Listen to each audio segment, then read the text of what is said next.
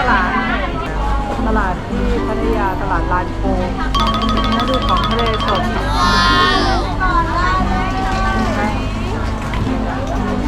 ในนี้อาหารทะเลสดๆเยอะมากนี่หอยก็มี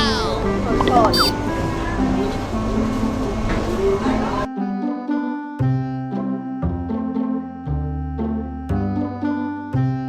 สรุปว่าเราจะกินร้านไหนกันดี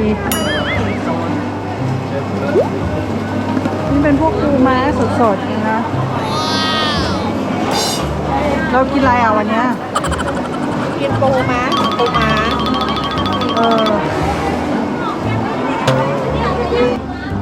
คือในเนี้ยเราซื้อของทะเลสดแล้วข้างหน้ามันก็จะมีร้านทำปิ้งย่างอยู่ข้างหน้าซื้อสดๆไปแล้วเขาก็ปิ้งให้ทำให้หมดเลยนะมีน้ำจิ้มซีฟู้ดขายที่นี่เรียกว่าตลาดลานโพนะคะจริงๆแต่ละร้านเขาเองเขาก็จะมีพวกแบบรับบริการปิ้งย่างบาร์บีคิวนึ่งลวกหอยเหลียงซิ่งไร้หอใหญ่คนจีนก็มาเยอะมาก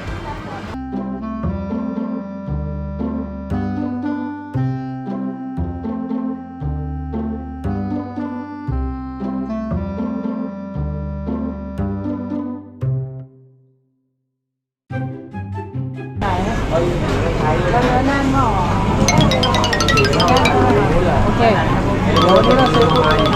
น้องบอกเนื้อแน่นแน่นจริงป่ะคะแน่นจริงโอเคพี่ถ่ายวิดีโอไว้แล้วน้องรับประกันว่าเนื้อแน่นให้พี่เขาเลือกได้ให้น้องเขาเลือกให้เนื้อแน่นเขาผสม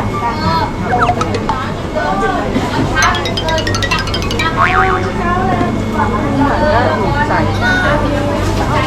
เอาผลกันใช่ไหมพี่เอาผสมกันเอาเมียด้วย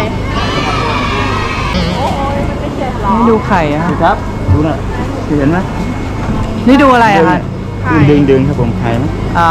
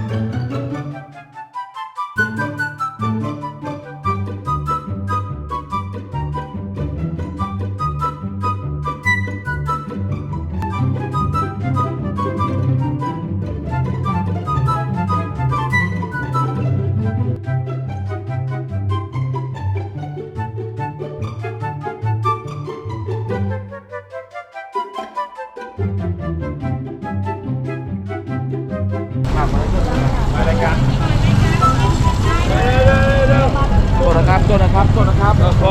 องงั้นก็ไปเรากลับไปยืนตรงเมื่อกี้รอเราก็ต้องไปหา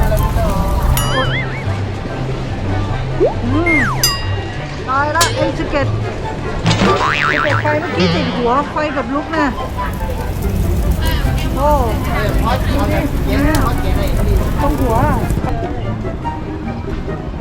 ถ้าใส่ผมคืนวันนั้นมาแม่งเอฟโฟนั่นหัวไฟไหม้เลย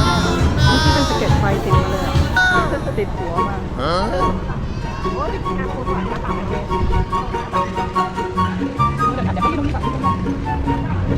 ากลับไปเอา